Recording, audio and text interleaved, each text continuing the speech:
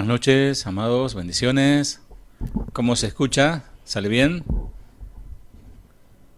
Perfecto. Muy bien. Bueno, muchas gracias. Les abrazo a cada uno de ustedes, saben cuánto los amo y bueno, agradecidos al Señor por hoy, estos, a ver, 2, 4, 6, 8, 10, unos 60 personas, gloria a Dios, ¿no? Realmente, como decía Cristina, estamos entrando en, en la parte central del libro de Romanos, el capítulo 9, y realmente me aconteció algo muy parecido, ¿no? El impacto y uno se queda como mudo, ¿no? Al leer la palabra, porque estamos cómodos cuando entendemos lo que leemos. Nosotros estamos tranquilos cuando comprendemos las cosas, ¿no? Y queremos comprender a Dios a nuestra manera, ¿no? Uno dice, bueno, esto funciona así, sobre todo los hombres, los varones que nos gusta, son un poco más técnicos y nos gusta entender el funcionamiento de las cosas, si esto falla es por esto, entendemos, ¿no? Y la mujer que es muy detallista, lo mismo, ¿no? Necesita comprender por qué suceden las cosas. Ahora, cuando uno se encuentra de repente con Romanos 9, pasa algo que supera a nuestro entender. Entonces, quiero hacer una introducción. Les voy a pedir a todos que puedan abrir sus cámaras y silenciar sus micrófonos, porque estamos grabando para los hermanos que van a escuchar luego, y también está saliendo por Radio Casa de Oración Argentina. También saludamos a todos los amados hermanos que están allí. Por ejemplo, bueno, mi hermana Carolina, que no tiene la aplicación de Google Meet en su celular, puede escuchar por la radio, así que qué bendición. Derlis, gracias por tu servicio también, tu ministerio, que es la administración de la radio, y bueno, salimos al aire a través de este medio también. La majestad de Dios, se titula el mensaje o la enseñanza de hoy, que también lleva un mensaje obviamente. Y esta enseñanza, este capítulo nos va a llevar, creo que por lo menos tres enseñanzas. Esta es la primera parte, para que podamos tranquilos, analizar. Saben que nuestro seminario es un seminario atípico, no es saquen una hoja y a ver evaluación, sino que cada uno se evalúa, cada uno toma la responsabilidad de volver a escuchar, de tomar su Biblia, de corregir. Si algo que yo dije por ahí no está acorde a la palabra, obviamente tiene la obligación, como los de Berea, de corregirse en la palabra, ¿no? Dicho esto, vamos a comenzar. El Creador todopoderoso del universo no se ha ocultado de sus criaturas. Aunque no lo vemos, Él está. La obra de sus manos, ella ofrece una prueba convincente de que el mundo fue un producto de una mente inteligente. Yo hace poco hablaba con una persona profesional y bueno, trataba de explicarme, yo le explicaba, no, le predicaba, y ella yo le hablaba de Dios y ella me decía así, la energía del universo, ¿no? Cómo el hombre está peleado con Dios, ¿no? De reconocer que Dios es Dios, y que más allá de una mente inteligente, obviamente, los adjetivos que podamos ponerle a Dios quedan chicos. Si decimos Dios es el sanador, es más que eso, es el creador de todos los órganos, de todo el universo. Si decimos que Dios es inteligente, Él es la inteligencia, o sea, todo lo que nosotros aprendemos, todo lo que la ciencia descubre a Dios. O sea, Dios es la geografía, Dios es la aritmética, es la matemática, Dios es la lengua, Dios es el verbo. O sea, quedamos un poco corto al tratar de definir a Dios.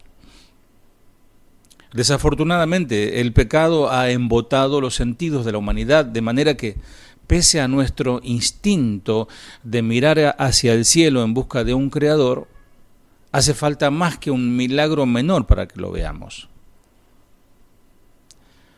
Un instinto que es muy poderoso y muchas veces esa hambre, como dice Pablo, ¿no? Esa comezón de conocer, esa curiosidad, hace que el hombre reemplace a Dios con cosas fabricadas por nosotros mismos. Hermosas esculturas, ¿no? Parecen humanos, ¿no? Los santos y mismo Jesús hecho una estatua o una imagen o un cuadro, una escultura. Son asombrosos, ¿no? Los rasgos y todo lo demás, pero termina siendo algo muerto, algo tomado de la tierra como un mármol o como un barro, una arcilla, para tratar nosotros de entender a Dios.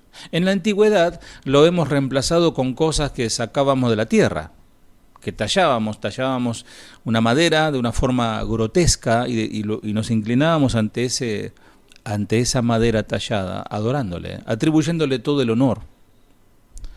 Bueno, ahora preferimos otro tipo, nos modernizamos, no vamos a estar adorando muñecos, no somos tan ignorantes, podemos decir ahora, más que somos estudiantes de la Biblia. Pero ¿saben qué? Cambiamos la forma del ídolo. Lo cambiamos. A veces adoramos la teología, adoramos el conocimiento, adoramos los libros. Yo amo los libros, ustedes pueden ver detrás mío, tengo colección de libros y de Biblias de todo tipo. Pero ese no es el fin, es un medio para conocer a Dios. Muchas veces nos enfrascamos en cosas tan pequeñas, ¿no?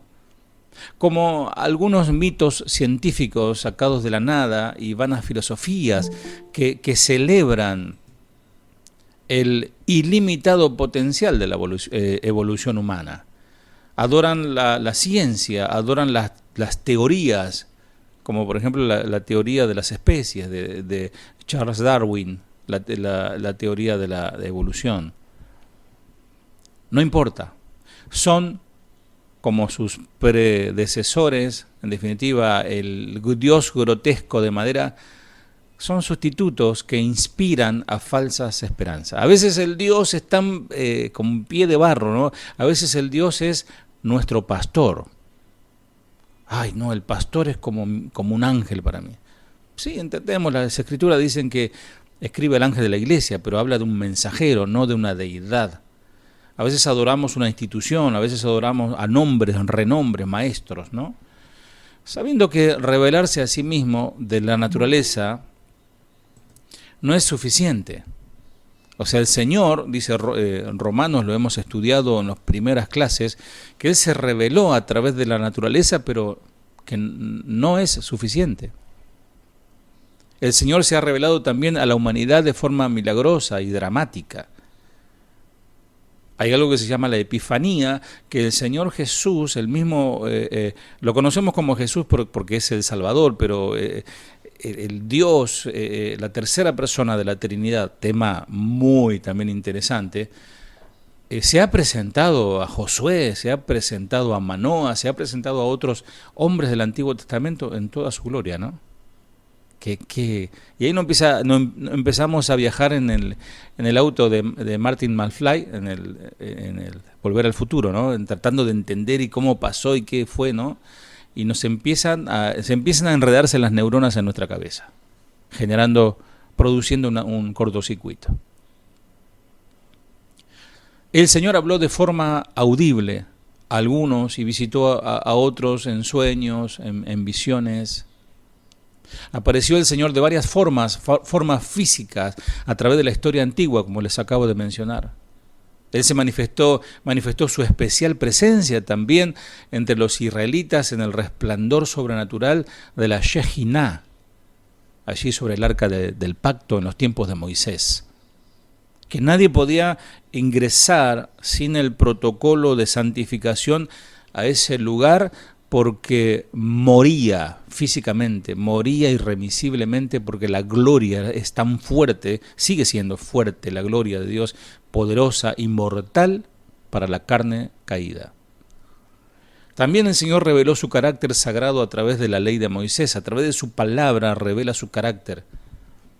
También el Señor habló a toda la humanidad por medio de los profetas, de hombres, apóstoles, pastores, que quedó registrado de manera obediente e infalible. Dieron el mensaje para que todos oyeran, aunque no querían oír muchas veces, para que lo aplicaran, aunque no querían aplicar muchas veces. Y hoy sucede lo mismo.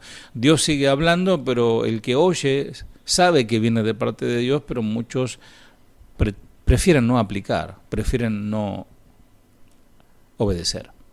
Al final, se nos reveló, por fin, perfectamente, en la persona de su Hijo, Jesús el Cristo, Emmanuel, Dios con nosotros. Caminó sobre esta tierra, sus pies pisaron la tierra. A veces se celebra tanto, ¿no? Y se conmemora tanto la llegada del hombre a la luna, que el hombre pisó la luna, ¿no? Pero no se dice que el Hijo del Hombre, que Dios mismo hecho hombre, pisó la tierra. El Todopoderoso se ha revelado de todas las maneras concebibles a los seres humanos, a nosotros. Y lo hizo con exactitud, lo hizo siguiendo a un orden, siguiendo una etapa, un ministerio. De hecho, veíamos en algún momento que él aprendió obediencia, ¿no? Y lo mismo se puede decir de sus caminos, que él dejó un camino, una senda, él mostró cómo caminar, aunque lo vemos bien.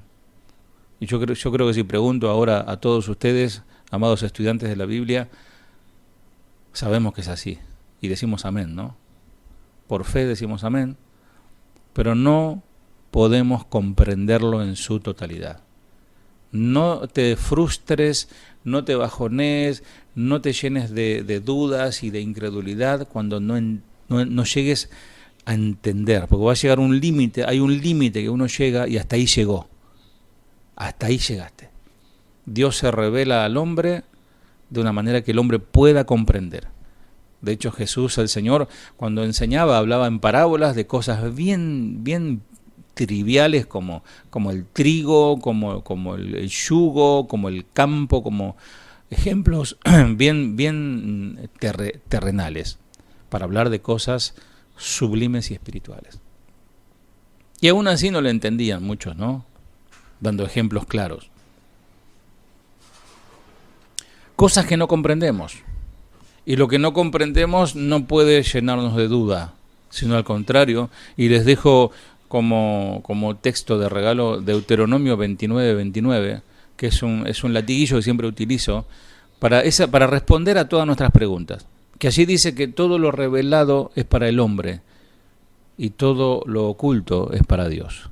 Y que algún día Él nos revelará, pero no es el momento. No es el tiempo ahora de entender muchas cosas. Si a veces con lo que entendemos no entendemos o no queremos entender.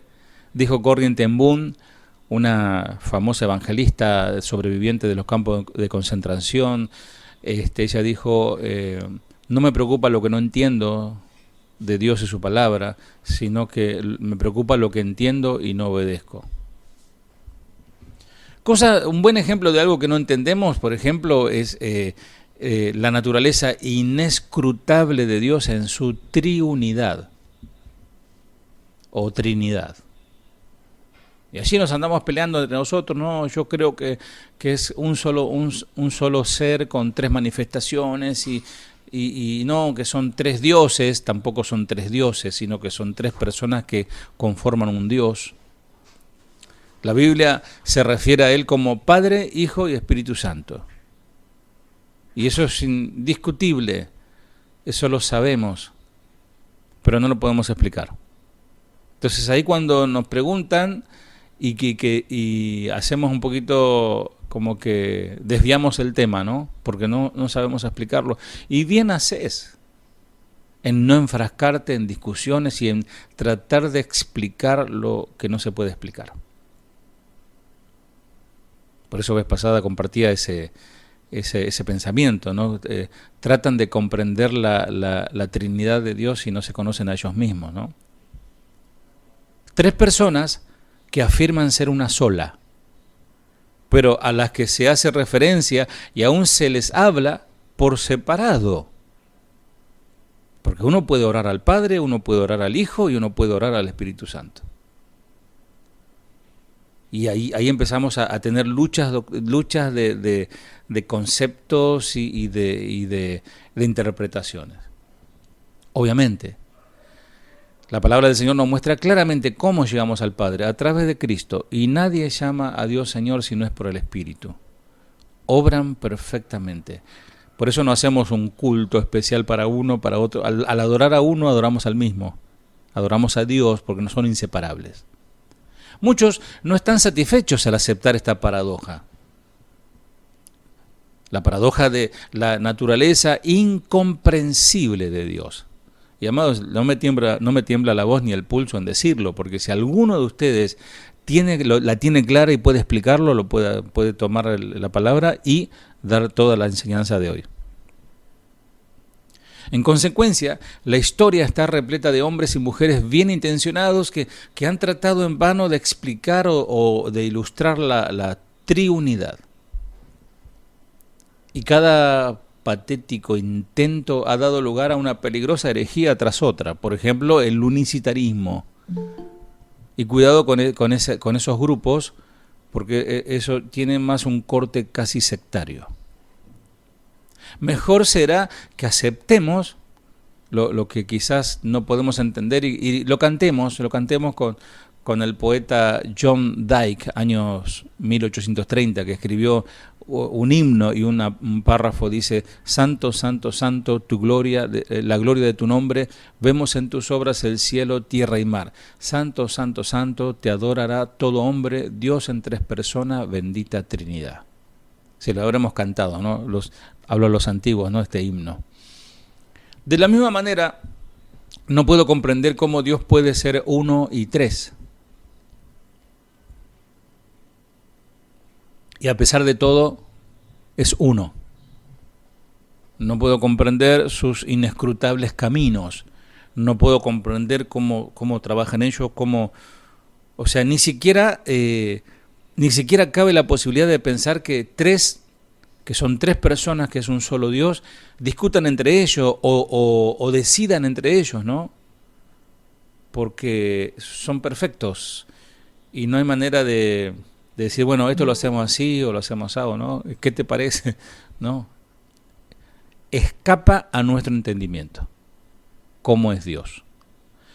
Por lo tanto, les voy a ser sincero y voy a admitir sin avergonzarme que esta sección de la carta de Pablo a los romanos contiene misterios que no tengo la capacidad de desentrañar, aunque sí hay muchos maestros que te la hacen más clarita, ¿no?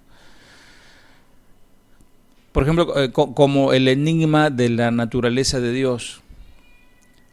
Lo único que hago humildemente, lo que tenemos que hacer es doblegar nuestro corazón, sujetar todo nuestro pensamiento al pensamiento de Cristo, humillarnos y aceptar el plan soberano de Dios, como Él lo ha revelado en las Escrituras. Porque no hay duda de que Dios es soberano. ¿O alguien tiene duda de eso? Alguien que diga, no, Dios no es soberano, porque en realidad Dios es soberano. Y lo voy a enseñar a la medida que el Espíritu Santo me lo permita.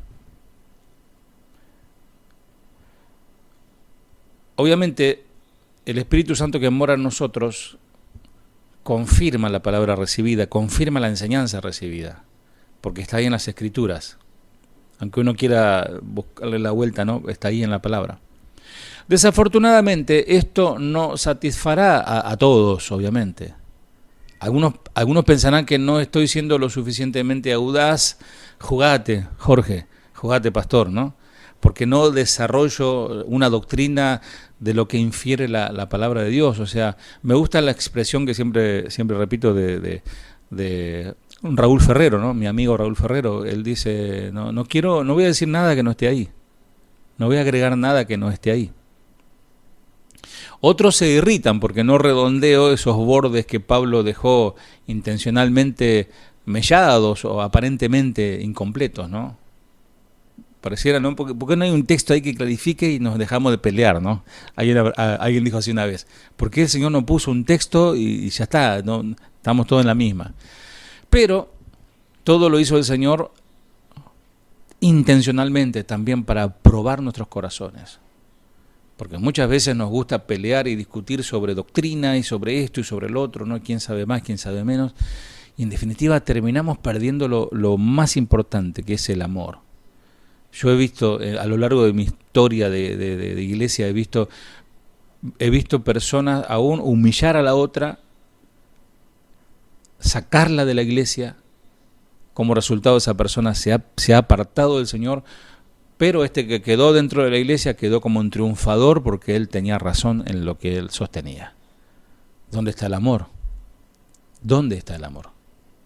Yo prefiero ser ignorante de muchas cosas, pero reflejar el amor de Cristo, amar a mis hermanos y que juntos podamos seguir caminando este camino santo hacia el cielo. Quiero basar mi enseñanza sobre una sólida exégesis bíblica. Y yo como pastor, y en este caso oficiando de maestro, no pretendo serlo, porque maestro, enséñate tú que enseñas, pero me toca. Yo les recomiendo que ustedes, en vez de comprar libros sobre 7 pasos para encontrar esto, o las puertas no sé de qué, vayan y busquen esos libros aburridos. No creo que Diego la vez pasada contaba, ¿no? Vas a la librería y hasta te lo rebajan de precio porque nadie los compra. Libros de comentarios bíblicos de hombres serios, fíjate que no tenga doctrina tendenciosa, ¿no? De ciertos grupos, sino buscate diccionarios bíblicos, buenos comentarios, y si querés después en privado me escribís en la semana y te recomiendo algunos. Pero al fin y al cabo yo quiero basar mi enseñanza en la palabra, y aún si esta deja brechas en mi teología, o parece socavar otra verdad que se enseña con claridad en algún otro sitio de las Escrituras, no quiero repetir la historia que está plagada de esfuerzos de hombres y mujeres que deben tener, ellos tienen todo bien codificado, hasta escriben libros, ¿no? Ustedes, lo que son conocedores, van a entender, ¿no? Hay muchos que escriben libros, sacan libros como quien saca panes del horno caliente, ¿no? Sacan, así en serie, sacan libros, hombres que ya tienen todo bien catalogado, que tienen todo bien correlacionado, bien conectados, todos los secretos del cielo, ¿no? Y la verdad que sus legados son irrisorios, es decir, causan risa si no hubieran llevado a tantos creyentes a abrazar doctrinas alejadas de la verdad. Mucho libro, mucho nombre, ¿no? Porque lo escribió John McDonald. No, porque suena, como es en inglés, suena como sabe. Entonces compra los libros de John McDonald y se cree que está aprendiendo sana doctrina, y realmente es todo, le está llenando los bolsillos a ese McDonald, ¿no? Más vale siempre los maestros que yo tuve, los profesores que tuve, siempre me dijeron, consultá a la misma palabra de Dios, consultá a la Biblia, ¿no? Y por eso hay buenos comentarios bíblicos, hay buenos diccionarios que te pueden ayudar a entender un poquitito más.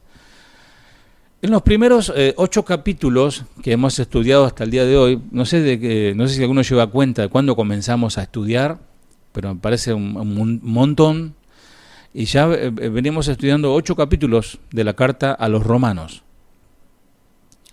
Pablo fue maravillosamente lógico y sistemático y clarito en toda su presentación.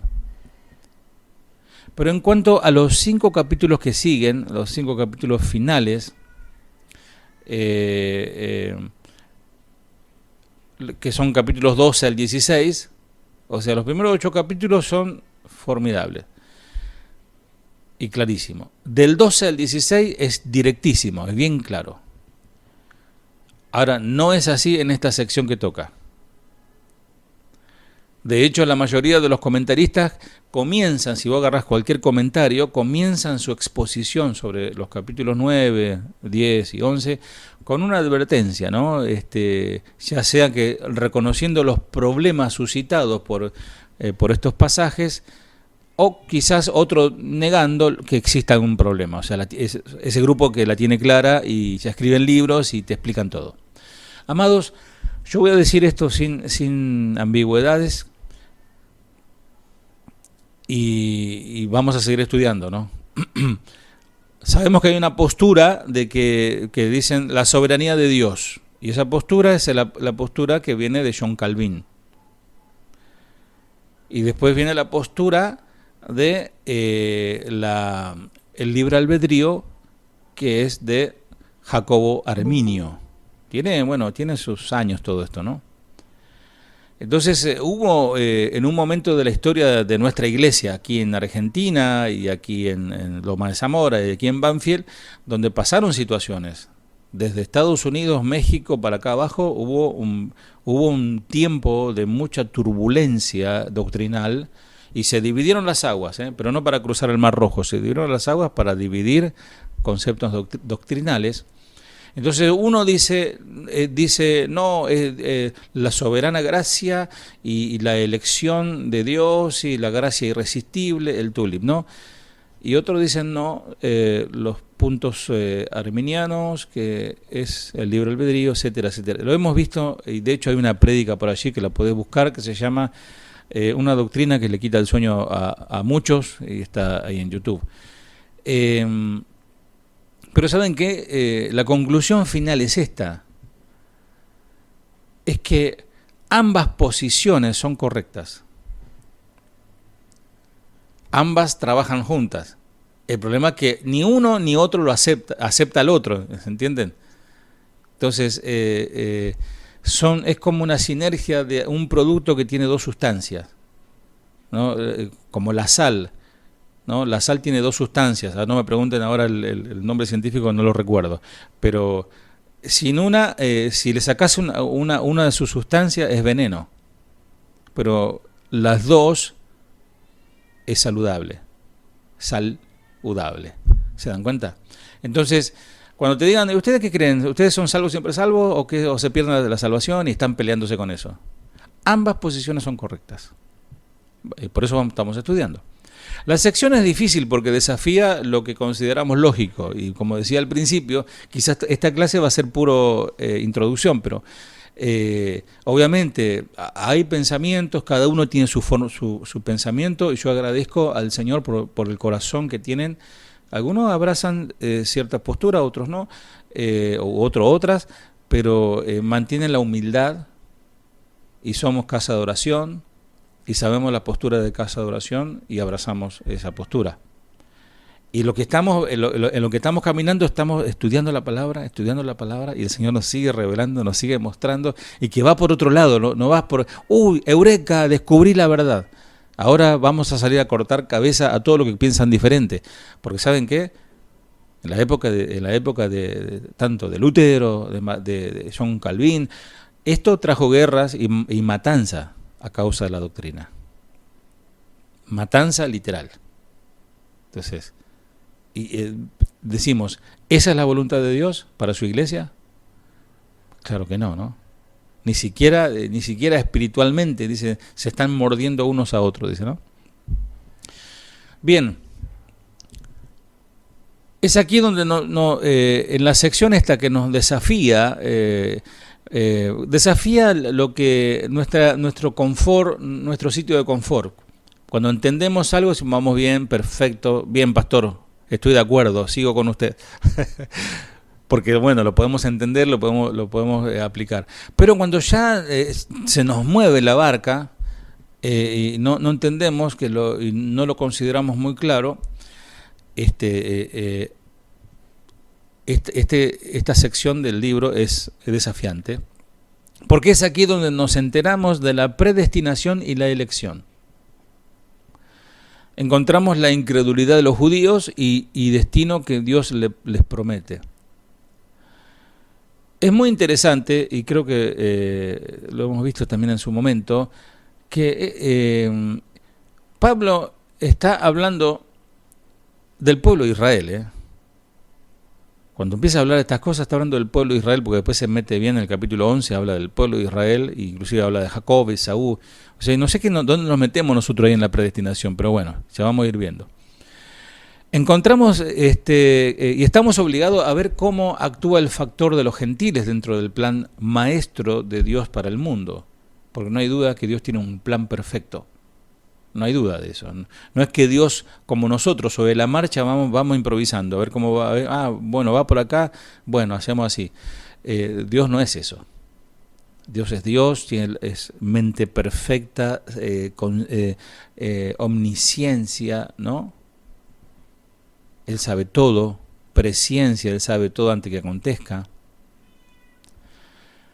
Pero cuando permitimos que el tratado de Pablo sobre la soberanía de Dios prevalezca, es muy simple de comprender. Por lo tanto, tenemos que aceptar Romanos capítulo 9, capítulo 10 y capítulo 11. ¿O qué vamos a hacer? ¿Vamos a arrancar las hojas de ahí? No. ¿Cómo lo vamos a aceptar? Como la voluntad de Dios. Lo cual, esos 3 capítulos parece contraria al sentido común cristiano, ¿no? No, hasta ahí veníamos bien, pero ¿cómo? Si yo creo esto. En estos tiempos difíciles tenemos que aprender a confiar en Él. Aun cuando tenemos conflictos de que no entender, tenemos que aprender a confiar en Él. ¿Se acuerdan cuando Pedro dijo, no, Señor? Él tiene un concepto, no, Señor, conmigo no te vas a humillar a lavarme los pies. ¿Qué es esto ahora? Que el maestro ahora a un simple pescador venga a lavar a los pies. Se quiso ser, ¿no? Quiso ser más inteligente, quiso ser más sagaz, quiso quedar bien con los otros, ¿no? Como diciendo, bien, nadie lo dice, pero yo lo digo. Y el Señor le dijo, lo que yo hago, si no te lavo los pies, no tienes parte conmigo. Entonces, ¿cómo reaccionó Pedro? Dice, no, Señor, tu voluntad aceptaré, como cantamos, ¿no? Entonces sí, Señor, báñame, le dijo, ¿no? Ya se fue al otro lado, ¿no? Pedro era ese, ya se fue al otro extremo, lávame la cabeza, trae un shampoo, ¿no? Entonces, ¿qué tenemos que hacer? Cuando el Señor dice algo, rendirnos a sus caminos, porque tarde o temprano nos vamos a rendir. Me gustó una expresión que decía el pastor Gregorio Sánchez, ¿no? A Dios nunca le vamos a ganar. A Dios nunca le vamos a ganar, o sea, más vale que nos rindamos, porque nunca le vas a ganar a Dios. Entonces, mientras nuestra perspectiva se alinea con la suya y ya no estamos empujados ni tironeados por las circunstancias, porque ya nos entregamos a su voluntad y a su saber, descubrimos inevitablemente que Dios tenía la razón, como siempre, que así sea. Entonces, con Romanos capítulo 9, versículo 1, que es el que vamos a tratar de desarrollarlo, hasta el capítulo 11, versículo 36. En nuestro estudio de esta sección examinaremos 3 facetas de la naturaleza de Dios, sin demasiada explicación. Encontraremos 3 cosas. Ahí ya vos podés ir anotando, ¿no? Vamos a encontrar 3 cosas. La soberanía de Dios, en el capítulo 9, ¿no? Que lo vamos a leer en un rato. Lucharemos con las implicaciones y por último descansaremos en su verdad. O sea, nuestra mente va a empezar a luchar y no, pero ¿cómo? ¿No? Entonces consideraremos el segundo punto, la justicia de Dios. Dios es justo, nunca es injusto. Y eso lo vamos a encontrar en el capítulo 10 cuando lleguemos. Y aprenderemos a aceptar que Él no se somete a nuestra noción de juego claro, juego limpio, según nuestras reglas. No, Él se ríe de nuestras reglas, ¿no? Él tiene el poder, así que Él es el juez. Y uno acá en la tierra con un juez no discute, ¿no? No dice, no, juez, a ver, lea de vuelta su ley. No, uno con el juez no discute.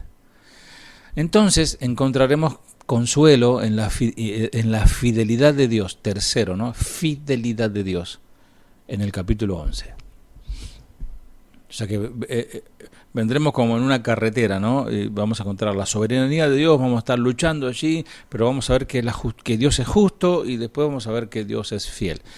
Donde las respuestas fallan, podemos confiar en la indefectible voluntad de nuestro Hacedor y su inigualable amor por cada uno de nosotros. Por Marcos, por Tamara, por Irma, Miguel, Lorena, Jorge, Miriam, Diego, Pastor Maxi, Oscar, y no les nombro más porque como tienen la cámara apagada, porque yo tengo un aplico acá que solamente veo a los que están prendidos. Laurita, que está por ahí.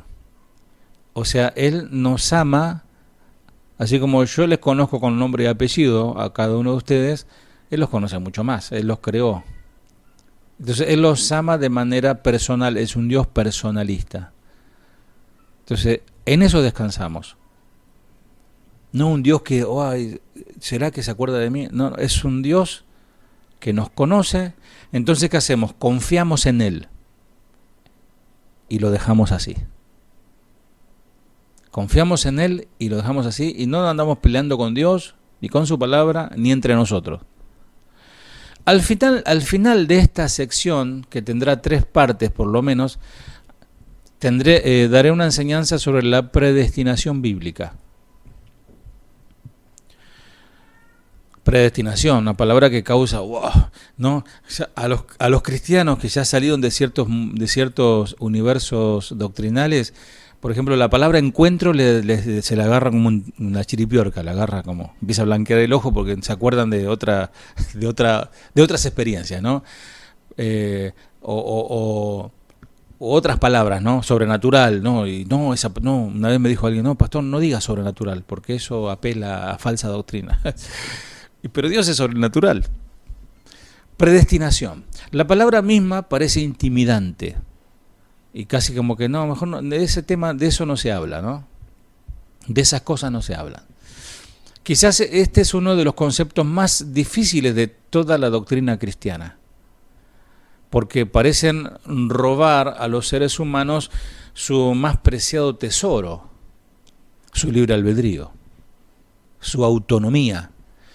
Mientras la doctrina desafía nuestra noción de autodeterminación, esto es lo que en última instancia separa a los cristianos de los humanistas, quienes proclaman que la suerte del mundo la decidimos nosotros, porque está el otro extremo, ¿no? Que nosotros somos dueños de nuestro destino, que el mundo hace lo que quiere y levanta su puño contra Dios y Dios que se vaya a pasear, nosotros vamos a hacer lo que queremos. Bien. El pasado, dicen, ha sido cocido en el horno de la historia, dice una frase, y no puede ser alterado. Repito, el pasado ha sido cocido en el horno de la historia y no puede ser alterado. Pero el mañana todavía es suave y maleable arcilla, lista para que las manos de forma individual y colectivamente. Nosotros, no una todopoderosa gama de sueños vanos, determinaremos nuestro futuro. Nosotros estamos delante de una encrucijada.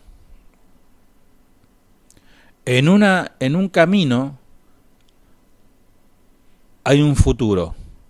Se lo podría llamar el futuro paralelo, ¿no? Y en otro camino hay otro futuro.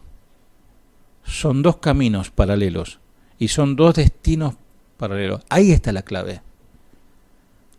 Si uno realmente se rindió al Señor, está sumergido en el plan de Dios.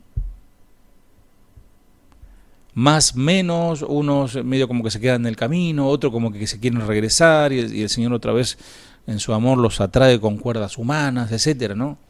Pero está el otro que entró por otra puerta. No sé si te has equivocado alguna vez de puerta y te metiste en cualquier lado. Dicho de manera sencilla, todo depende de nosotros. Estamos presentando fielmente el plan de salvación de Dios a los individuos como debemos, pero en demasiadas ocasiones no apreciamos que el cristianismo, amados, no es acerca de nosotros, sino acerca de Dios. como les dije hace unos instantes, son las dos cosas, es la soberanía de Dios y el libre albedrío. Dios permite, en su soberanía nos da el poder para decidir. Si vamos a proclamar todo el Evangelio de Jesucristo, tenemos que reconocer y aceptar que hay un plan maestro de Dios. ¿Cuál es el plan maestro que el Señor realizó y que todavía sigue, ¿no? Porque esto no terminó, ese plan, no se consumó todavía en nosotros, el plan de la salvación de las personas. El Creador todopoderoso, lo remarco porque Él es todopoderoso, nadie puede mover la mano de Dios. Cumple su agenda en cuanto a su universo y esto no puede ser alterado.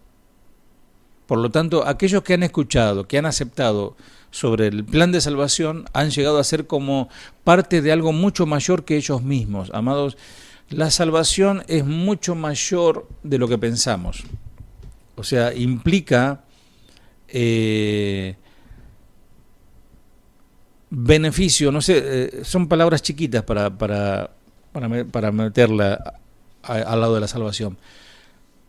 Tanto como nuestro cuerpo serán transformados, seremos inmortales, seremos perfectos, entenderemos muchas cosas, estaremos en lugares impensados donde la mente humana no lo puede expresar y Pablo lo pudo ver y él no tenía palabra para definir lo que vio.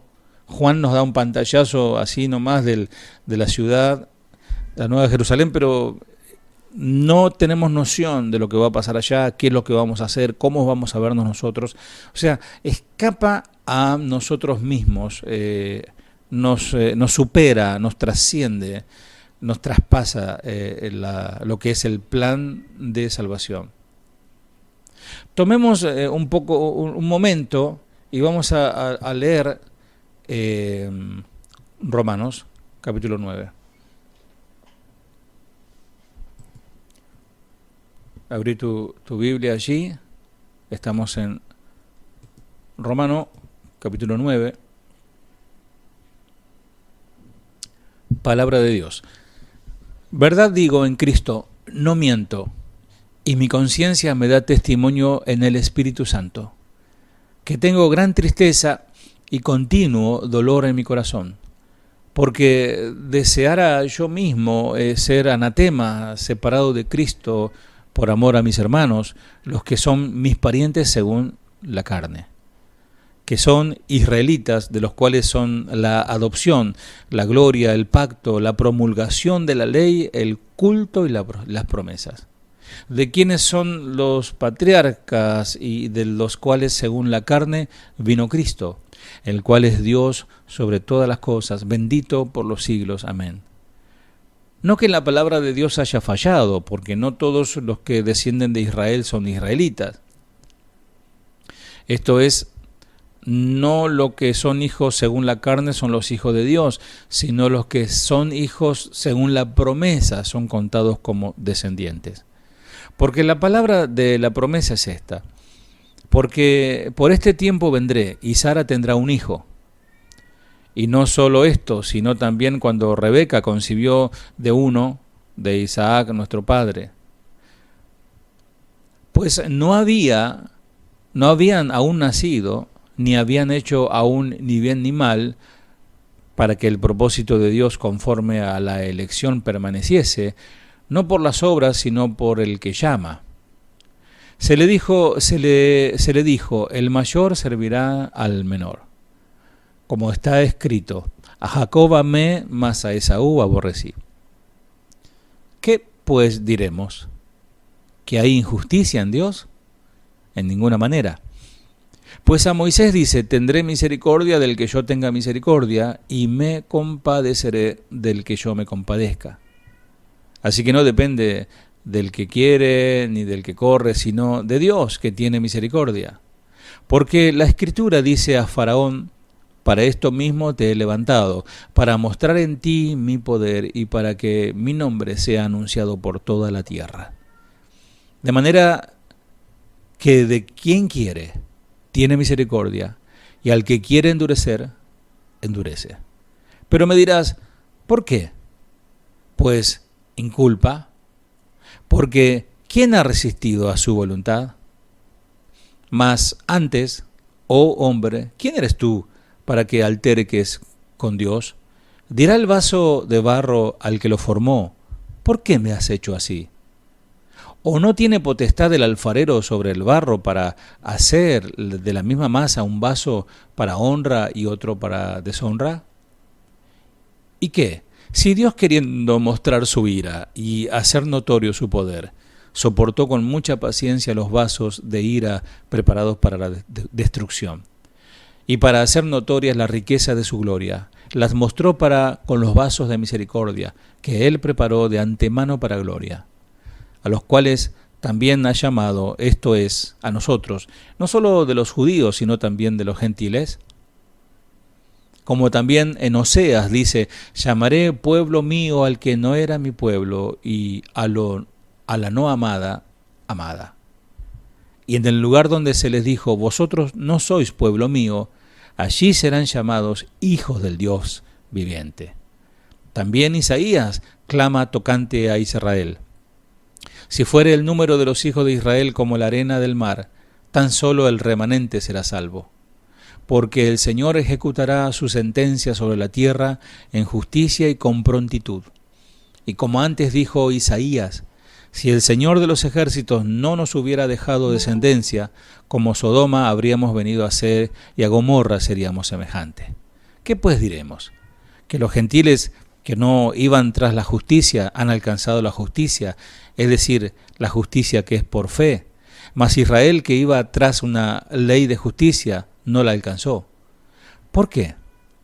Porque iban tras ella no por la fe, sino como por obras de la ley, pues tropezaron en la piedra de tropiezo, como está escrito, he aquí pongo en Sión piedra de tropiezo y roca de caída, y el que creyere en él no será avergonzado. Bien. Tenemos tendencia a apropiarnos de esas promesas como individuos.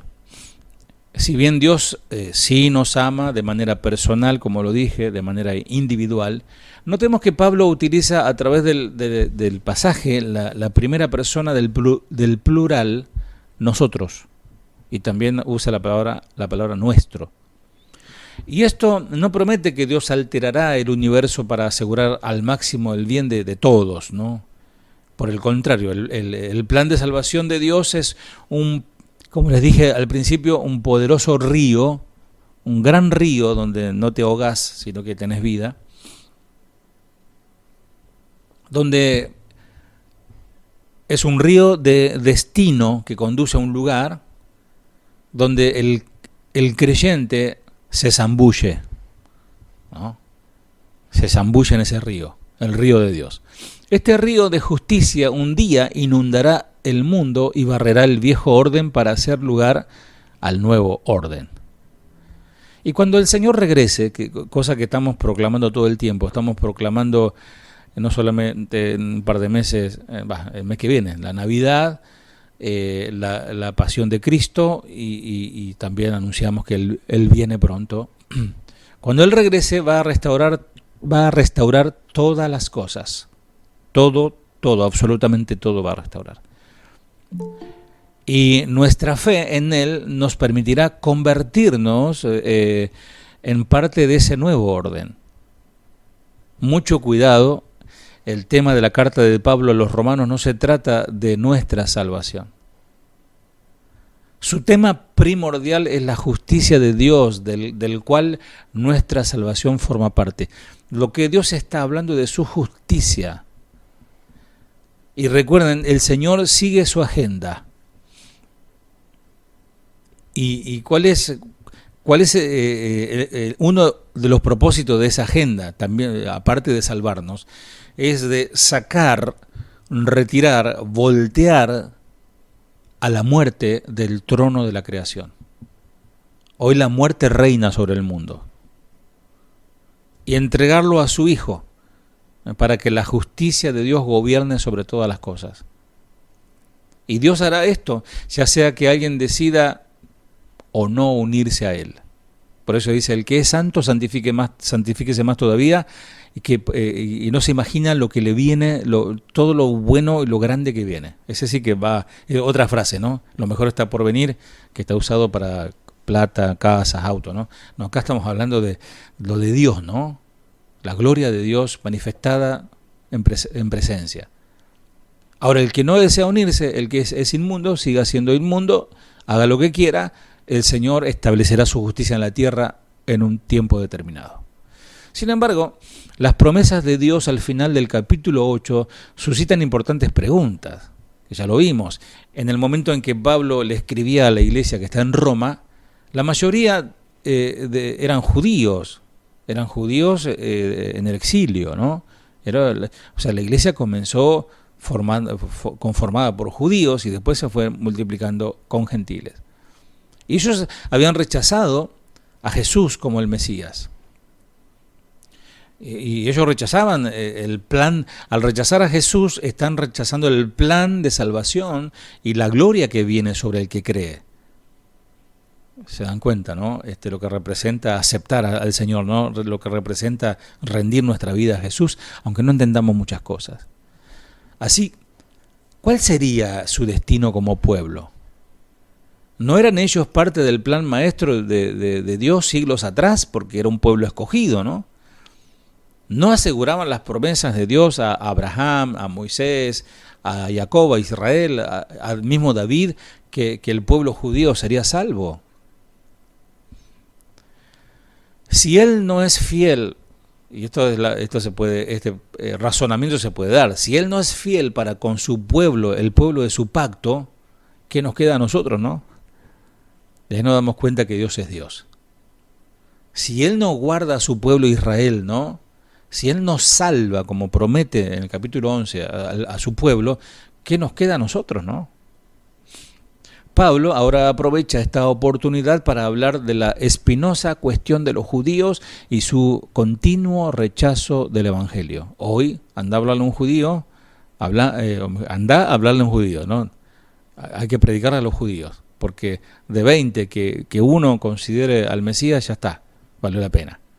No le tengas miedo porque es judío. No, porque me empieza a hablar de la Torá, y vos también conoces la Torá. Predicale al Señor judío. Pero no es un simple paréntesis antes de reanudar el tópico principal de su capítulo 12. De muchas maneras, este es el ápice, es la cúspide del Evangelio. Mientras Romanos, capítulo 8, 28, ¿cómo empieza el capítulo 8, 28? Y sabemos que lo que aman a Dios, todas las cosas, ¿no? Hasta el 39, describe la victoria final de Dios sobre el mal. Y Romanos, capítulo 9, que es el que estamos viendo hoy, empezamos hoy, 1 al 36, nos concede una visión más profunda de la naturaleza de Dios y el primer atributo que vemos en su soberanía. Vamos a repasar 1 al 2. Verdad digo en Cristo, no miento. O sea, imagínense Pablo, ¿no? Aclarando lo obvio. Verdad digo en Cristo, no miento, y mi conciencia me da testimonio en el Espíritu Santo. Ahí está hablando de las dos personas de la Trinidad, ¿eh? Que tengo gran tristeza y continuo dolor en mi corazón. O sea, Pablo, escribiendo esto, hasta podemos decir que estaba con lágrimas, ¿no? En sus ojos. Pablo nos dejó en la cima de la gloria en el capítulo 8, ¿se acuerdan? Nos dejó quedamos, ¿quién nos separará del amor de Cristo? Ahí nos quedamos, ¿no? En la enramada, ahí nos quedamos, ¿no? No nos diga más cosas complicadas, que Pedro mismo dice, ¿no? Que Pablo habla cosas que los indoctos tuercen, ¿no? Entonces, en el capítulo 8 nos asegura que nada nos puede separar del amor del Señor. Nada. Entonces, ¿por qué Pablo se ha vuelto tan sombrío en su tono? Viste como yo te había dado el ejemplo de esto es como un viaje, te vas un viaje largo y pasás por desiertos, pasás por montañas, de repente un oasis, de repente unos lagos hermosos y de repente otra vez un desierto, ¿no? venimos de una cima de cosas maravillosas del capítulo 8 y de repente el 9 como que se nos pincha Pablo, ¿no? Pero Pablo siente esto porque considera a un pueblo que parece estar separados del amor de Dios. Se están privando del amor de Dios. Es como alguien que se está muriendo porque lo mordió la serpiente venenosa, la más venenosa, creo que es la mamba negra, ¿no? Acá la yarará en el norte, que si te pica no tenés un antiofídico que sonaste, te encontrás con San Pedro, ¿no? Imagínate, te picó la serpiente y no tenés adelante tuyo el antiofídico, la pócima que te va a salvar la vida y no la querés recibir. Es exactamente lo mismo, ¿no? Israel es incrédulo y rechaza al Mesías de Dios, al Dios que ellos adoraban, a Hashem, Adonai. Estaban rechazando al enviado de Hashem. Pablo utiliza toda afirmación posible para declarar su gran tristeza por Israel. Y esto es algo que realmente le molestaba a Pablo y estaba en su corazón. Salvando la distancia, como nos pasa a nosotros los pastores cuando vemos que alguien se vuelve atrás o alguien deja de congregarse, porque sabemos que el dejar de congregarse no es una buena señal, a no ser que me digan, pastor, me fui de viaje y estoy congregando, ese mes me estoy congregando en una iglesia que encontré maravillosa y estoy adorando al Señor junto a ustedes el día domingo, ¿no? No pasa eso, no congregaste porque estás rebelde, estás torcido, te estás alejando del antídoto que te puede curar, ¿no? Seguimos, 9 al 5, ahí vamos terminando ya. Porque deseara yo mismo ser anatema, separado de Cristo, por amor a mis hermanos, los que son mis parientes según la carne, que son israelitas, de los cuales son la adopción, eso es para marcar ahí, en la Biblia esa de batalla, la adopción, 1, la gloria, 2, el pacto, 3, la promulgación de la ley, 4, el culto, 5, y las promesas. De quienes son los patriarcas y de los cuales según la carne vino Cristo, o sea, de los mismos judíos, o sea, la sangre derramada en la cruz era la de un judío, el cual es Dios sobre todas las cosas, bendito por los siglos, amén. Ahí está diciendo, escuchen, testigos de Jehová. No sé qué hicieron con sus Biblias en capítulo 9.5, si alguno tiene una Biblia de testigos de Jehová, busquen ya. No sé qué dice 9.5, pero acá dice las escrituras de la traducción original, de quienes son los patriarcas y de las cuales, según la carne, vino Cristo, el cual es Dios sobre todas las cosas, bendito por los siglos, amén. Esta es una declaración dramática del gran amor y tristeza que Pablo siente por sus compatriotas, por sus hermanos judíos. Pablo dice que él mismo está dispuesto a ser separado de Jesús, si es que eso sirviese de alguna manera para lograr la salvación del pueblo. La gloria, dice, ¿no?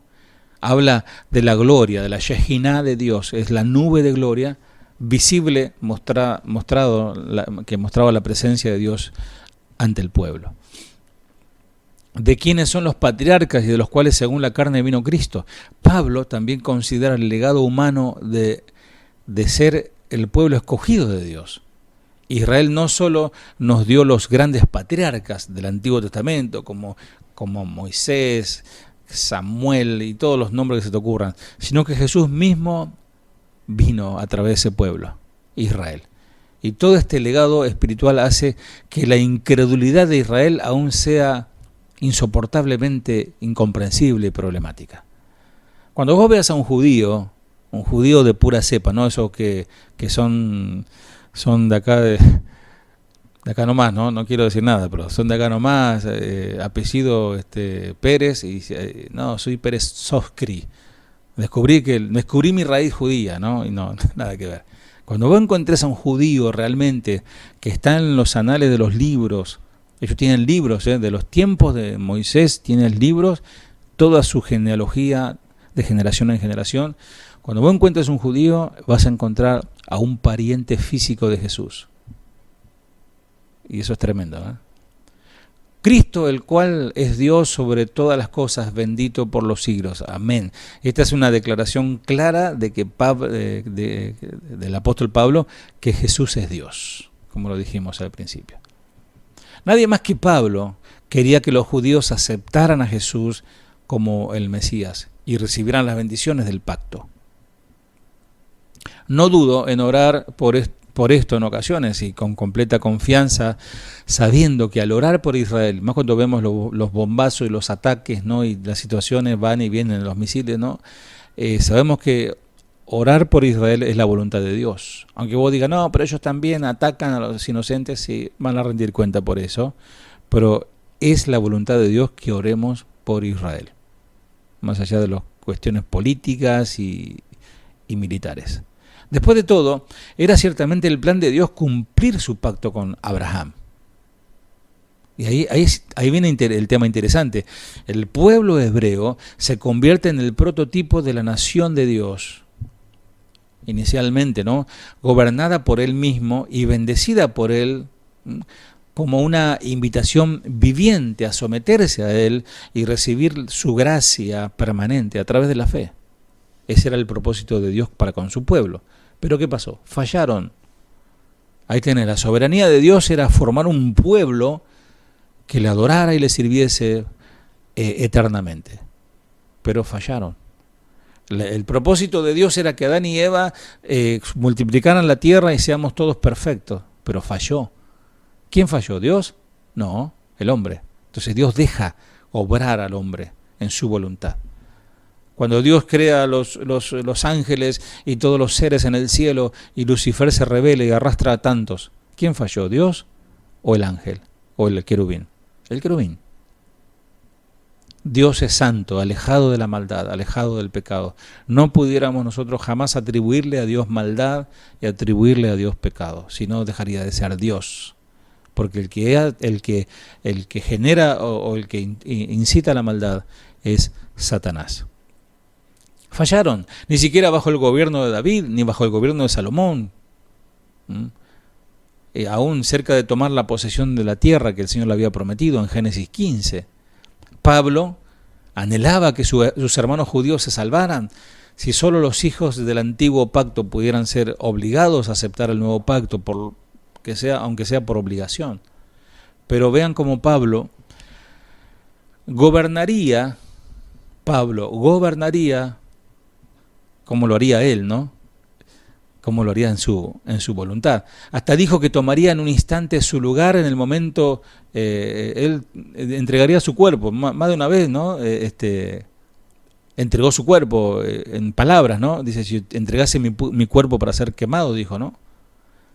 Acá estaba diciendo, yo me entrego como mártir, hagan conmigo lo que quieran, pero que Israel se salve, ¿no? Vean, ahora acá hay una ironía, que es una de las figuras que aparece en el estudio de la hermenéutica, ¿no? Y esta ironía de Pablo es intencional.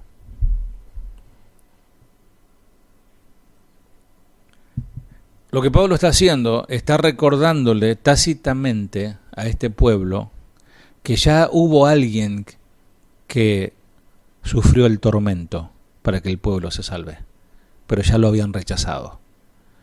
Y estaba diciéndole Pablo, ni que muriera yo, ni que viniera Moisés, al que ustedes adoran, a morir por ustedes, no lo salvaría. Porque si rechazaron al Hijo de Dios, van a rechazar a cualquiera que venga en su nombre. Por eso, amados, cuando el Señor, ¿se acuerdan cuando Saúl rechaza al Señor, ¿no? Y Samuel ora por él. Y Samuel se siente también rechazado. Y el Señor, ¿qué le dijo? No te rechazan a ti, porque tú estás hablando de mi parte. Tú estás hablando en mi nombre. Tú le estás diciendo lo que yo te mandé que le diga. No te rechazan a ti, me rechazan a mí. Entonces tengamos mucho cuidado de rechazar cuando Dios nos hable, aunque sea a través de simples mortales, ¿no? ¿Por qué iban a aceptar el mismo regalo de un pequeño evangelista llamado Tarso? Esto llevó a Pablo a relacionar, y termino con esto, 7 ventajas que tenían los hijos hebreos de Abraham, ninguna de las cuales les sirvió. Lo vimos creo que en el capítulo 2, esto, ¿no? De que ellos pensaban por la condición de ser judío se iban a salvar. Y se acuerdan que Pablo le dice, ¿y tú que juzgas, no? A otros, ¿qué te crees? ¿Que porque eres del linaje de Abraham te vas a salvar? Parafraseando, ¿no? Primero le dice israelitas. Cuando Dios estableció su pacto, anoten, israelita, cuando Dios estableció su pacto con Abraham, prometió bendecir generaciones de ellos sin tomar en cuenta el mérito. Solamente, en otras palabras, los descendientes de Abraham recibirían bendición y privilegios por el solo hecho de haber nacido de padres hebreos. Un privilegio que nadie podría ganar, ni siquiera elegir. O sea, por el solo hecho de ser hijo de Abraham, descendiente judío, la bendición iba a estar sobre ellos. Segundo, adopción como hijos, adoptados. Cuando Dios intercedió por Israel y los liberó de la esclavitud de Egipto, allá por Éxodo capítulo 4, los proclamó hijos suyos. Tercero, la gloria, habla de la gloria. Cuando Dios sacó a Israel de Egipto, les concedió que siguieran una manifestación visible de su presencia y una señal de su protección, allá por Éxodo 13, y la luz sobrenatural, la Shekinah, se mantuvo sobre el arca del pacto en el tabernáculo y más tarde se posesionó en el templo, Éxodo capítulo 40. Y los pactos, cuando Dios llevó a Israel a la frontera de Canaán, era para cumplir su pacto incondicional con Abraham, Génesis 12. En ese tiempo, un remanente urgió a la mayoría a confiar en Dios, un remanente, un pequeño remanente, pero ésta se negó ante el tamaño y la fuerza de sus habitantes. Por eso, todos desobedecieron, como tuvieron miedo, todos tuvieron que vagar por el desierto hasta que la generación incrédula, que decía, no, son gigantes, ¿se acuerdan? No vamos a entrar, etcétera. Número capítulo 13, 40 años pasaron. Israel tomó por fe posesión de la primera porción de su tierra, o sea, el Señor limpió la generación vieja, incrédula, y una generación nueva entró, Deuteronomio. Y después les da las condiciones para establecer un pacto del Señor, en Deuteronomio 28. Las condiciones ahora. Antes era solamente por tener la sangre judía, no, ahora hay condiciones. Si me obedecen, si eligen la vida, tendrán vida. Si eligen la muerte, tendrán maldición. Deuteronomio 28. Aún más tarde, Dios estableció otro pacto incondicional con el rey David, que prometía que solo sus descendientes tendrían derecho al trono de Israel. Samuel capítulo 7. Y durante uno de los más oscuros periodos de Israel, el Señor prometió establecer un nuevo pacto. Jeremías 31. Ya sea que el pacto dependiera de la obediencia humana, como pasó en el monte Sinaí, o que Dios actuara unilateralmente, como con Abraham. O sea, lo bendijo al pueblo primero a través del pacto, ¿no? Le dijo, Abraham, todo lo que nazcan de ti después de tu hijo legítimo serán benditos. Y después cuando viene Moisés, dice, todos los que guarden la palabra, todos los que guarden la Torá, todos los que guarden los 10 mandamientos serán benditos. Y entonces viene la dispensación de la ley, cuando Dios estableció a Israel como nación. Le dio un código perpetuo de conducta que reflejaba el carácter santo. ¿Cuál es este? El decálogo, Deuteronomio 5, ¿no? Los 10 mandamientos, las leyes que solamente, o sea, Dios les da la ley, esas leyes que venían del Rey de Reyes y Señor de Señores. Mientras las otras naciones se regían por leyes egoístas, ¿no? De tiranas, de reyes malvados, ¿no? Mas el Señor les da una ley para beneficio del pueblo.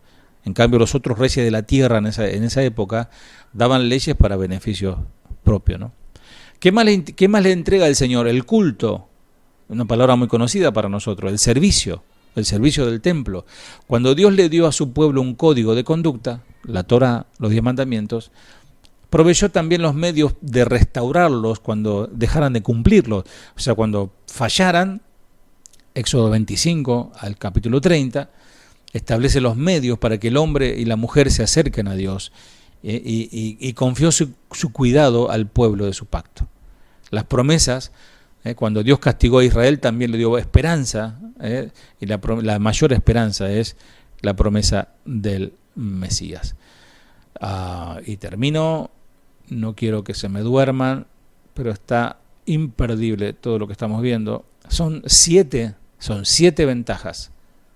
Acabamos de ver, ilustra la perpetua fidelidad de Dios comparada con la larga historia de terca rebelión de Israel. Dios establece un pacto, lo cumple, pero el pueblo se va para cualquier lado. Si no hubiera sido por una fiel minoría dentro de la nación de Israel, Israel se hubiese perdido. Tremendo, ¿eh? Aún más, este rápido recuento de las bendiciones y privilegios de Israel subraya su falta de excusas para dejar de creer en Dios y en su Mesías. La mayoría incrédula ignoró la montaña de evidencia ante ellos. Así como nosotros, amados, nosotros como cristianos tenemos montañas de evidencia del amor de Dios y su cuidado y sus promesas. No tenemos excusa. Y Pablo, para afirmar que las promesas dadas a los padres están todavía disponibles a través de Jesús. A un judío vos tenés que decirle, las promesas de Dios dadas a Abraham hoy están disponibles a través de Yeshua HaMashiach, de Jesús el Cristo, quien es el descendiente físico directo. Por eso lo dice Pablo ahí en Romanos 9. Jesús es el verdadero Bar Mitzvah.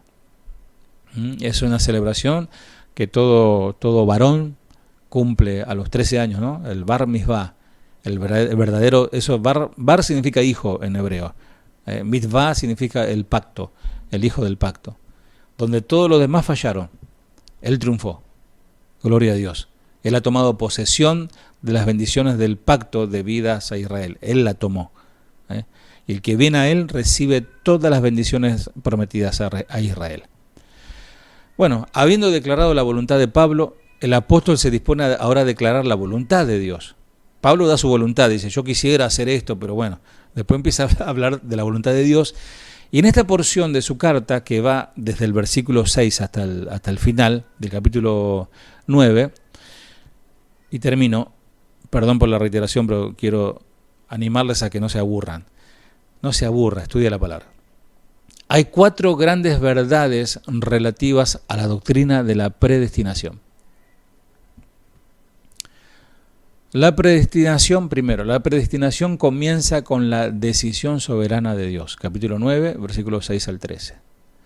Segundo, la predestinación sostiene el carácter perfecto de Dios. Capítulo 9, 14 al 18. Tercero, la predestinación muestra la misericordia de Dios. Capítulo 9, 19 al 22. Esto como tarea para el hogar, para que lo vayas repasando, porque esto sigue. Cuarto, la predestinación defiende la justicia de Dios. Capítulo 9, 23 al 33. Y amado, esta es la respuesta de Pablo a la noción de que el plan redentor de Dios ha fracasado, entre comillas, como resultado del rechazo de su Mesías y del nuevo pacto. El apóstol comienza ilustrando cómo difieren las perspectivas de Dios con la perspectiva humana. Y el Señor en su misericordia vino a salvarnos a través de ese sacrificio a todo aquel que crea. El Señor Jesús no murió en una cruz por unos cuantos, como algunos pretenden enseñar, sino que el Señor Jesús murió en la cruz por toda la humanidad. ¿Toda la humanidad se rinde a sus pies? No. ¿Toda la humanidad se arrepiente de sus pecados? No. Pero parte de la humanidad se rinde a sus pies y parte de la humanidad se arrepiente de sus pecados. Y esos pasan a ser adopción del Señor como hijos. Nos da la potestad de ser hijos de Dios. Y tenemos que mantenernos en ese río del Señor. No nos salgamos del río de Dios. Y seguiremos. Yo sé que todavía falta. Recién estamos comenzando los primeros versículos. Así que si el Señor lo permite, el próximo martes continuaremos con la majestad de Dios. El tema es la majestad de Dios. Que Dios te bendiga. Si tú no vas, yo no quiero ir a ningún lugar. Te has vuelto indispensable en mi andar. Si tú no vas, no hay propósito que valga la pena. Si tú no vas, mis grandezas como polvo quedarán. Me haces falta cada instante al respirar. Si tú no vas, no hay sentido de la vida si no estás.